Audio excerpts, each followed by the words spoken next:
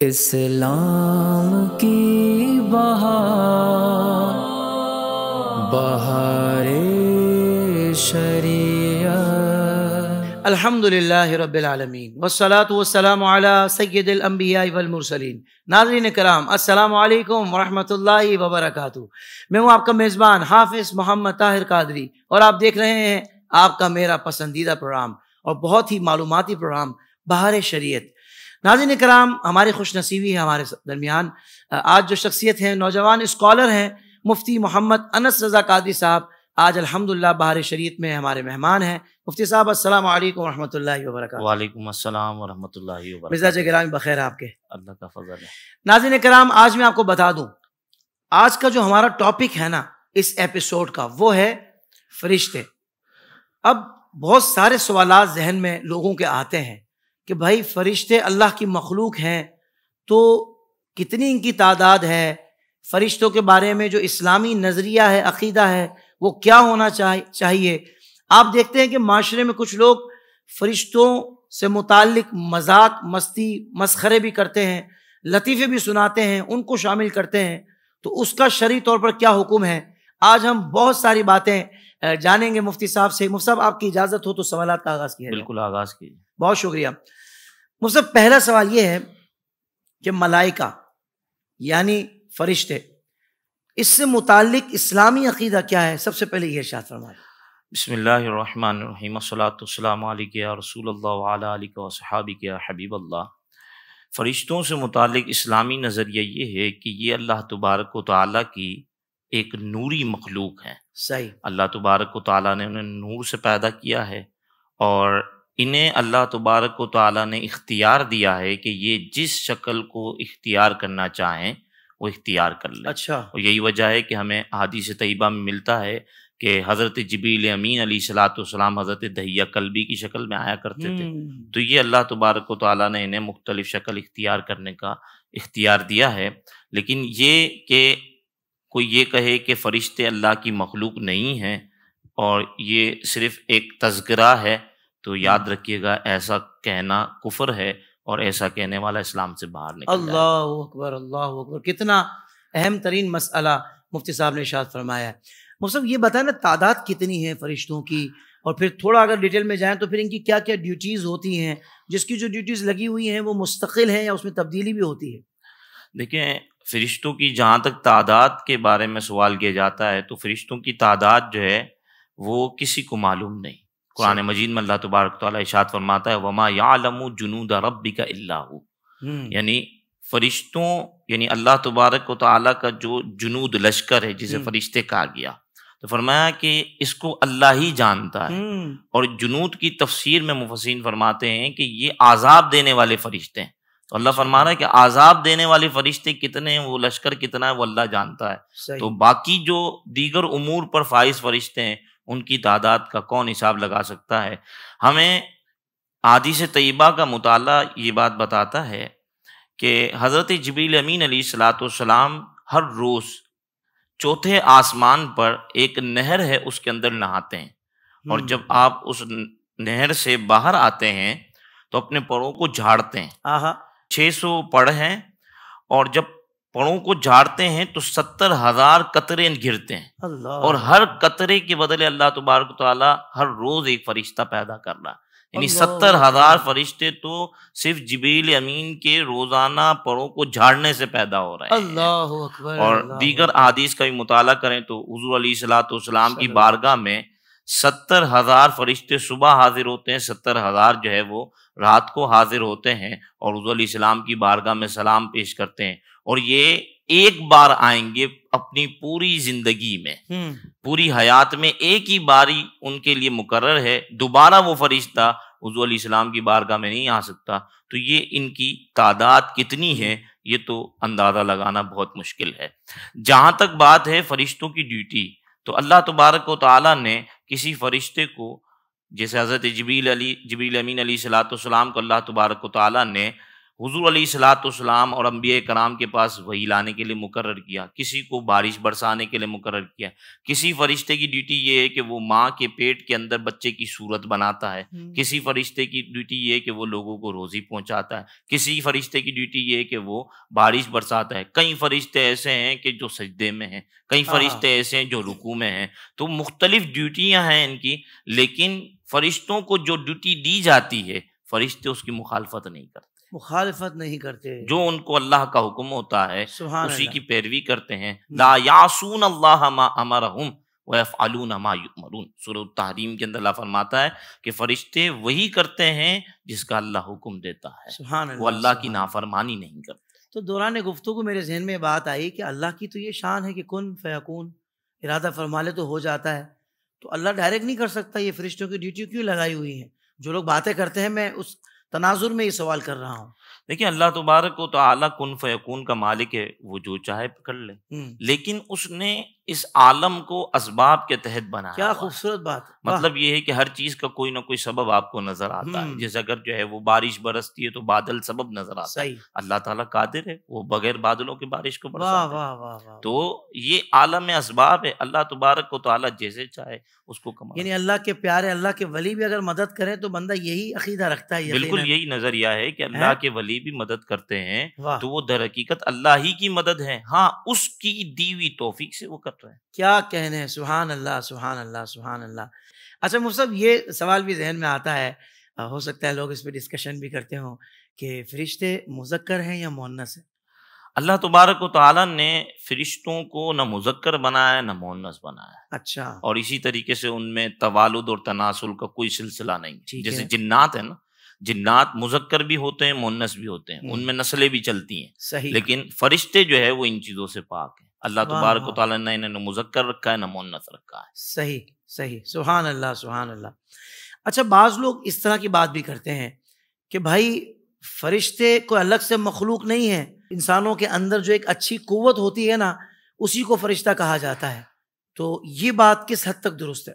یاد رکھیے گا یہ فرشتوں کا سری انکار ہے، یہ انکار میں آئے گا، بالکل انکار ہے، اور ایسا عقیدہ رکھنے والا اسلام سے باہر ہو جائے گا۔ فرشتے اللہ کی مخلوق ہیں، اس نے ان کو پیدا کیا ہے، اور قرآن و سنت جو ہے وہ اس کے اوپر واضح جو ہے وہ اس کے دلائل موجود ہیں کہ یہ فرشتے جو ہے وہ کوئی اچھی قوت، اچھی صفت نہیں، بلکہ یہ اللہ کی ایک مخلوق ہے، جیسے انسان ہیں، حیوان ہیں، جنات بھی اسی طریقے سے اللہ کی ایک خاص مخلوق ہے الگ سے۔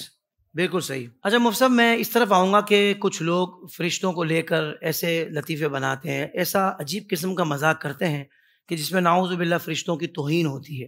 بعض اوقات اس طرح کی بات ہوتی ہے کہ بھئی خواتین بہت میک اپ کرتی ہیں، اور جب وہ منہ دھوتی ہیں تو اصل چہرہ سامنے آ جاتا ہے، اور فرشتہ جب آتا ہے روح قبض کرنے کے لیے تو وہ نعوذ باللہ اس طرح کی بات کرتے ہیں کہ فرشتہ آتا ہے تو کہتا ہے یار یہ وہی عورت ہے کہ جس کے لیے مجھے بھیجا تھا، یعنی اتنا چہرہ بدل جاتا ہے۔ تو اس طرح کی باتوں کو مذاق کرتے ہوئے اس میں فرشتوں کا ذکر لانا اور مذاق اڑانا، یہ اس پر کیا شرعی حکم ہے؟ یاد رکھیے گا یہ فرشتوں کی توہین ہے، اور فرشتوں کی توہین علماء اور فقہاء نے لکھا ہے کہ فرشتوں کی توہین کرنے والا دائرہ اسلام سے باہر ہو جائے گا۔ اللہ اکبر۔ تو چونکہ قرآن مجید میں اللہ تعالیٰ فرماتا ہے لا یعصون اللہ ما امرہم، اللہ تبارک و تعالیٰ جو انہیں حکم دیتا ہے وہ اس کی نافرمانی نہیں کرتے، وَيَفْعَلُونَ مَا يُؤْمَرُونَ، وہ تو وہی کرتے ہیں جو اللہ حکم دیتا ہے۔ تو جب اللہ حکم دیتا ہے اور اللہ تبارک و تعالیٰ نے کسی کی روح کو قبض کرنے کا حکم دیا، اب یہ کیسے ممکن ہو سکتا ہے کہ فرشتہ جو ہے وہ پریشان ہو جائے معاذ اللہ کہ جو ہے وہ میں کس کی روح قبض کرنے آیا ہوں؟ یہ صرف عوام کے اندر ٹھٹا کرنے، تمسخر کرنے، مذاق اڑانے، اور دین کی یہ اصول اور بنیاد جو دین کی چیزیں ہیں ان کی اہمیت لوگوں کے دلوں میں نہ ہونے کی وجہ سے یہ حرکات کی جاتی ہیں۔ اب اس میں مسئلہ صرف اس بولنے والے کے لیے نہیں ہے، جو اس کو سن کے ہنس رہا ہے، ٹھٹا کر رہا ہے، تالیاں بجا رہا ہے، داد دے رہا ہے، یہ سب جو ہے وہ تجدید ایمان کریں۔ تجدید ایمان کے ساتھ اگر ان کا نکاح ہے تو تجدید نکاح کریں، اگر کسی پیر کامل کے مرید ہیں تو پھر تجدید بیعت بھی کریں۔ یہ سارے احکامات جو ہے وہ آ جائیں گے۔ لوگ جو ہے وہ دین کے احکامات کو ہلکا سمجھتے ہیں، جبکہ جو ہے وہ انہی وجہوں سے، انہی چیزوں کی وجہ سے وہ اسلام سے باہر ہو جاتے ہیں۔ اور یہ وہ زمانہ ہے کہ جس کے بارے میں سید عالم صلی اللہ علیہ وسلم نے فرمایا تھا کہ ایمان کو بچانا ایسا ہی ہے جیسے جو ہے وہ ہاتھ میں انگارہ پکڑ لینا، اللہ کہ اگر جو ہے وہ بندہ پکڑے گا تو ہاتھ جل جائے گا اور چھوڑے گا تو ایمان چلا جائے گا۔ اللہ تو اکبر۔ ایسے زمانے کے اندر جب اس طریقے کی واحیات اور عجیب و غریب گفتگو ہوگی تو یاد رکھیے گا کہ اس سے جو ہے وہ ایمان برباد ہو جانے اور پھر آگے نسلیں چلنا، یہ سارا جو ہے وہ ایمان کی بربادی اور خرابی کا سبب چلا یعنی جائے کہ گا۔ خلاصہ کلام مفتی صاحب یہی ہم اس کو سمجھیں کہ شاعر اللہ اور شاعر اسلام جو ہیں ان کو مذاق میں کسی طور شامل نہیں کرنا چاہیے۔ بالکل بھی نہیں کرنا چاہیے، اور ذرا سی حقارت اور ان کے دل کے اندر ہلکا جاننا ان کو، یہ بندے کو اسلام سے باہر کر دے گا۔ اللہ مفتی صاحب، ہمارا تو یہ عقیدہ ہے کہ کائنات میں انبیاء کرام کے بعد سب سے جو افضل بشر ہیں وہ سیدنا صدیق اکبر رضی اللہ تعالیٰ عنہ ہیں۔ تو میرا سوال یہ تھا کہ جو رسل ملائکہ ہیں جن کو یہ درجہ ملا ہے کہ وہ ملائکہ میں رسل ہیں، تو ان سے بھی زیادہ صدیق اکبر افضل ہیں، یہ ارشاد فرما دیں۔ یاد رکھیے گا حضرت سیدنا صدیق اکبر رضی اللہ تعالیٰ عنہ سے متعلق جو ہمارا نظریہ ہے وہ یہ ہے کہ انبیاء کرام علیہم السلام کے بعد انسانوں میں ٹھیک ہے، حضرت سیدنا صدیق اکبر رضی اللہ تعالیٰ عنہ افضل ہے۔ بالکل ٹھیک۔ ہاں، اگر مکمل ترتیب دیکھی جائے تو اس میں انبیاء کرام علیہم السلام کے بعد جو رسل ملائکہ ہیں ان کا درجہ آتا ہے، اور ان کے بعد جو ہے وہ پھر حضرت سیدنا صدیق اکبر رضی اللہ تعالیٰ عنہ کا درجہ آتا ہے۔ یعنی اگر یوں پوچھا جائے کہ حضرت جبریل امین افضل ہیں یا حضرت سیدنا صدیق اکبر رضی اللہ تعالیٰ عنہ افضل ہیں، تو اس میں یہی جواب دیا جائے گا کہ حضرت جبریل امین علیہ الصلوۃ والسلام افضل ہیں، چونکہ ان کو مرتبہ رسالت عطا کیا گیا ہے۔ سبحان اللہ، سبحان اللہ۔ ہو سکتا ہے بہت سارے ہمارے جو ویورز ہیں ان کو یہ بات نہ پتہ ہو، آج اس بات کا بھی اضافہ ہوا ماشاءاللہ آپ کی نالج میں، کہ دیکھیں کتنا خوبصورت بات ہمیں سیکھنے کو ملی۔ مفتی صاحب یہ بھی بتا دیجئے کہ فرشتوں کے بارے میں کہا جاتا ہے کہ معصوم ہوتے ہیں، تو فرشتے واقعی معصوم ہوتے ہیں؟ یہی حکم ہے شریعت کا، یہی شریعت رہنمائی کرتی ہے، اور گناہ کا ان سے تصور نہیں ہے؟ بالکل، یہ ارشاد فرمائیں۔ یاد رکھیے گا شریعت اسلام میں دو ذوات ایسی ہیں جو معصوم ہیں۔ صحیح۔ ایک حضرات انبیاء کرام علیہم السلام کہ ان سے گناہ ہو ہی نہیں سکتا، اور دوسرے فرشتے ہیں کہ ان سے بھی گناہ ہو ہی نہیں سکتا۔ ان دو کے علاوہ کسی اور کو معصوم ماننا، جیسے بعض لوگ اماموں کو معصوم مانتے ہیں، تو یاد رکھنا ان دو کے علاوہ کسی اور کو معصوم ماننا یہ اہل سنت سے خارج کر دے گا۔ تو یہ دو ہی معصوم ہیں، ان دو کے علاوہ کوئی معصوم نہیں، اور ان پر جو ہے وہ قرآن و سنت سے نصوص موجود ہیں۔ اور ملائکہ سے متعلق تو میں نے آپ کے سامنے ابھی جو ہے وہ قرآن مجید کی آیت مبارکہ کا حصہ تلاوت کیا کہ لا یعصون اللہ ما امرهم، وہ اللہ کی نافرمانی نہیں کرتے، یعنی ان سے نہ بھول ہے نہ خطا ہے، کچھ بھی نہیں ہوتی ان سے۔ فرشتے ان چیزوں سے پاک ہیں، بس جو اللہ حکم دیتا ہے اس کی بجاوری وہ کرتے ہیں۔ قرآن نے گواہی دے دی، قرآن نے گواہی۔ سبحان اللہ، سبحان اللہ۔ اچھا مفتی صاحب یہ بھی ارشاد فرما دیں، ایک جملہ کبھی کبھی لوگوں کے زبان پر آتا ہے کہ یہ بات تو میرے فرشتوں کو بھی نہیں پتا تھی، یا یہ بات تو اس کے فرشتوں کو بھی نہیں پتا ہوگی، اس طرح کا جملہ کہنا کیسا ہے؟ یاد رکھیے گا یہ جو جملہ ہے کہ یہ بات تو میرے فرشتوں کو بھی معلوم نہیں، یہ اردو کا ایک محاورہ ہے، ٹھیک ہے، اور اس کا استعمال بندہ اس وقت کرتا ہے کہ جب اس کو کسی بات کا علم ہی نہیں ہوتا ہے، اس کے وہم و گمان میں بھی یہ بات نہیں ہوتی، کیونکہ اگر اس کے وہم و گمان میں یہ بات ہوتی تو وہ کہتا کہ میرے فرشتوں کو معلوم ہے، کیونکہ جو چیز بندے کے وہم و گمان میں ہوتی ہے، احادیث طیبہ کا بندہ مطالعہ کرے تو یہ بات پتہ چل جاتی ہے کہ فرشتوں کو جو کرامن کاتبین ہیں ان کو اس چیز کا علم ہوتا ہے۔ اسی لیے کہا جاتا ہے کہ جب بندہ ارادہ کرے گناہ کا تو فرشتوں کو یہ حکم ہے کہ وہ نہ لکھیں جب تک وہ نہ کرے، اور جب وہ نیکی کا ارادہ کرے تو لکھ لیں گرچہ اس نے نہ کیا۔ واہ واہ واہ واہ۔ تو یہ جو بندہ ارادہ کرتا ہے، جو اس کے ذہن میں ہوتا ہے، یہ فرشتوں کو معلوم ہوتا ہے۔ اب یہ جملہ جو کہہ رہا ہے کہ یہ بات تو میرے فرشتوں کو بھی نہیں معلوم، تو اس کا مطلب یہ بات میرے وہم و گمان میں بھی نہیں ہے۔ ہاں اگر وہم و گمان میں ہوتی تو فرشتوں کو تو معلوم، تو شرعی طور پر اس میں کوئی حکم نہیں لگے گا، کوئی حکم نہیں لگے۔ بہتر ہے کہ اس طرح کا جملہ نہ ہی بولے تو پھر بھی اچھا ہے، بچنا چاہیے، کیونکہ بندہ بسا اوقات ایسے جملے بول کے پھر مزید آگے کا سفر کرتا ہے۔ بالکل ٹھیک ہے۔ اچھا مفتی صاحب، موت کے فرشتے کو برا بھلا کہنا کہ ملک الموت کو بھی آج ہی آنا تھا، ملک الموت تھوڑا صبر نہیں کر سکتے تھے، اور اس طرح کے الفاظ کہنا، یہ کیسا ہے؟ یہ علماء نے اس کو کفر لکھا ہے اللہ۔ کیونکہ اس میں فرشتوں کی توہین ہے۔ کیونکہ فرشتے صبر کر نہیں سکتے تھے تو فرشتوں کو تو جو حکم ہے وہ تو وہی کرتے ہیں۔ فرشتے جو ہے وہ اپنی مرضی، اپنی خواہش، اپنی چاہت سے تو کچھ نہیں کرتے، وہ تو جو اللہ کا حکم ہے وہی کرتے ہیں۔ تو اب یہ کہنا کہ جو ہے نا وہ ملک الموت نے صبر نہیں کیا تو یہ جو ہے وہ درست نہیں ہے، بلکہ اس کی وجہ سے، اس قول کی وجہ سے بندے پر حکم کفر آئے گا، تجدید ایمان کرے۔ اور بسا اوقات یہ بھی کہا جاتا ہے کہ یہ دیکھو ملک الموت لگ رہا ہے، ہاں یہ اس طرح کا جملہ بھی نہ ہو۔ کسی کی شکل عجیب سی ہوتی ہے نا کہ یہ دیکھو یہ تو ملک الموت ہے، تو اس کو بھی جو ہے وہ علماء نے منع کیا ہے کہ یہ بھی جملہ نہ کہا جائے کہ بسا اوقات کسی سے دشمنی ہوتی ہے تو اس کو دشمن کو آتا دیکھ کے کہتا ہے بندہ کہ یہ تو ملک الموت آ گیا، تو یہ بھی جملہ جو ہے وہ نہیں کہنا چاہیے، اس سے بھی بچنا چاہیے۔ تو مفتی صاحب ایک دم غم کا پہاڑ ٹوٹا ہو کسی کے اوپر اور کسی کا بہت ہی قریبی عزیز چلا گیا ہو، تو آپ نے کہا کہ یہ نہیں کہنا چاہیے، تو پھر اس وقت پہلا جملہ منہ سے کیا نکلے یہ بھی بتا دینا۔ دیکھیں سب سے پہلے تو یہی جو ہمیں سکھایا گیا کہ انا للہ و انا الیہ راجعون پڑھیں، ٹھیک ہے، کہ ہم اللہ ہی کے لیے ہیں اور اللہ ہی کی طرف لوٹ کے جانا ہے۔ تو سب سے پہلے تو یہی، اور دوسرا یہ ہے کہ جب کوئی چلا جاتا ہے جی تو کیا کہا جاتا ہے؟ مرحوم۔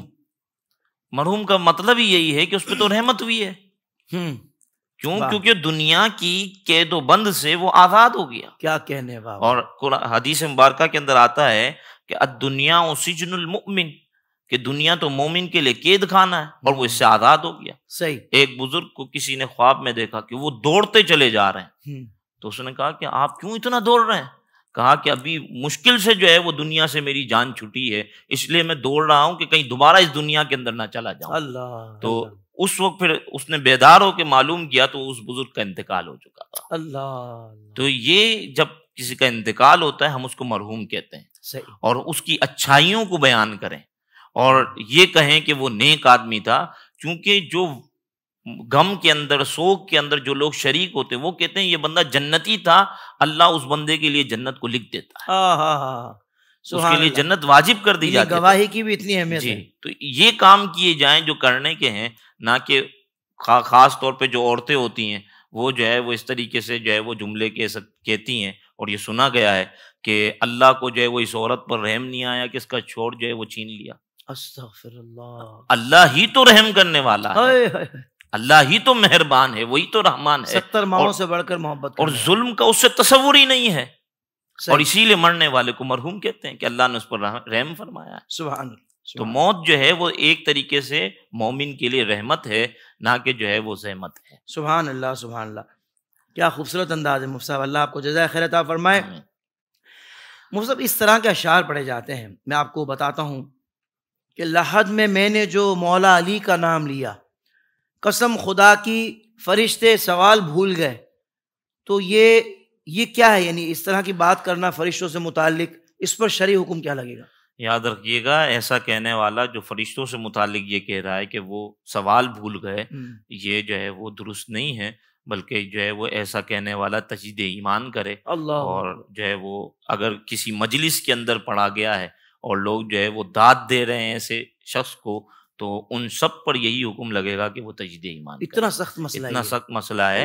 اور یہ یاد رکھیے گا کہ صحابہ کرام علی رضوان کی ذوات اقدس اور اسی طریقے سے اہل بیت اعظام کی نفوس قدسیہ، یہ ہمارے ایسے اشعار یا ان چیزوں کی محتاج نہیں ہیں۔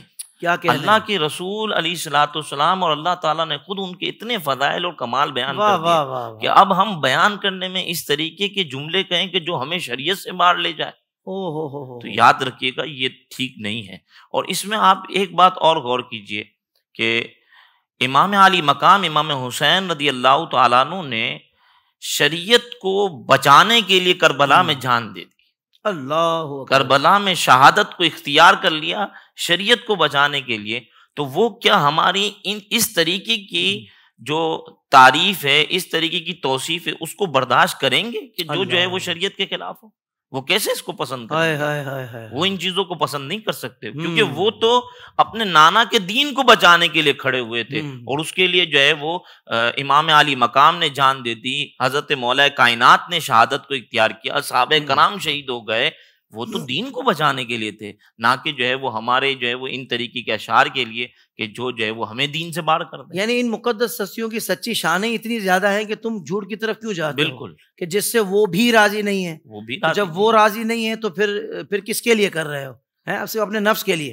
اللہ تبارک و تعالیٰ ریاکاری سے اور ان طریقوں کی خرافات سے ہمیں بچائے۔ آمین اللہم آمین۔ مفتی صاحب بالکل آخری سوال ہے، کیونکہ کم و بیش ہمارا پروگرام کا وقت مکمل ہو چکا ہے، کہ جنات سے متعلق اسلامی نظریہ کیا ہے؟ کیا واقعی یہ بھی فرشتوں کی طرح اللہ کی ایک الگ مخلوق ہے؟ یاد رکھیے گا کہ جنات فرشتوں کی طرح الگ مخلوق ہے، اور اللہ تبارک و تعالیٰ نے ان کو آگ سے پیدا کیا ہے، اور یہی وجہ ہے کہ ابلیس کو بھی جو ہے وہ جنات سے کہا جاتا ہے کہ شیطان بھی یہ جنات ہی سے، کیونکہ اس کو بھی آگ ہی سے بنایا گیا ہے۔ اور اللہ تبارک و تعالیٰ نے جنات کو بہت زیادہ قوت دی ہے، طاقت دی ہے، ان کے اندر نسل چلتی ہے، جیسے کہ میں نے پہلے عرض کیا کہ ان کے اندر توالد و تناسل ہے۔ اور اگر کوئی شخص یہ کہے کہ جنات تو بس ایک بری قوت کا نام ہے، ہمارے اندر جو برائی ہوتی ہے یہ جن ہے، یا ہمیں جو غصہ آتا ہے تو گویا کہ جن آ گیا ہم پر، اگر کوئی اس طریقے کا نظریہ رکھتا ہے تو وہ اللہ تبارک و تعالیٰ کی اس مخلوق کا انکار کر کے اسلام سے باہر ہو جائے گا۔ اللہ یہ الگ سے مخلوق ہے، جیسے انسان مخلوق ہے اسی طریقے سے جو ہے وہ جانور مخلوق ہیں، تو فرشتے بھی مخلوق ہیں، جنات بھی مخلوق ہیں، یہ سب الگ الگ مخلوق ہیں، اور ان پر ایمان لانے کا حکم ہے ہمیں۔ اگر کوئی شخص ان پر ایمان نہیں لاتا تو وہ شخص اسلام سے باہر ہو جائے۔ اچھا، ان کے ہونے پر ایمان لانا ضروری ہے؟ الگ سے وجود، الگ سے وجود ہے یہ۔ کوئی کہے ہے تو صحیح، لیکن صفت ہے انسان کی، تو یہ نہیں، الگ سے وجود اور الگ سے مخلوق ہے، خواہ ہم کو نظر آئے یا نہ آئے۔ کسی چیز کا، اس میں اضافہ کر دوں کہ کسی چیز کے ہونے کے لیے ضروری نہیں ہے کہ وہ ہمیں نظر آئے۔ صحیح، ایسا ہو سکتا ہے کہ ہو ہمیں نظر نہ آئے، بالکل صحیح بات۔ جیسے ہماری روح ہے لیکن ہمیں نظر نہیں آتی، اللہ تبارک و تعالیٰ ہوا بھی کہاں نظر آتی ہے لیکن ہمیں نظر نہیں آتی، آواز بھی نظر نہیں آتی جا رہی ہے، تو بہت ساری چیزیں ہیں۔ صحیح۔ سبحان اللہ۔ مفتی صاحب اللہ آپ کو جزائے خیر عطا فرمائے۔ ناظرین کرام، آپ کو کوئی مسئلہ درپیش ہے تو اسکرین پر نمبرز آ رہے ہیں، ان نمبرز پہ میسج ٹائپ کیجئے اور ہمیں سینڈ کر دیجئے۔ ہم کوشش کریں گے مفتی صاحب کے سامنے آپ کا سوال بھی رکھا جائے اور ان سے شرعی رہنمائی لی جائے۔ اپنا بہت خیال رکھیے گا۔ السلام علیکم ورحمۃ اللہ وبرکاتہ۔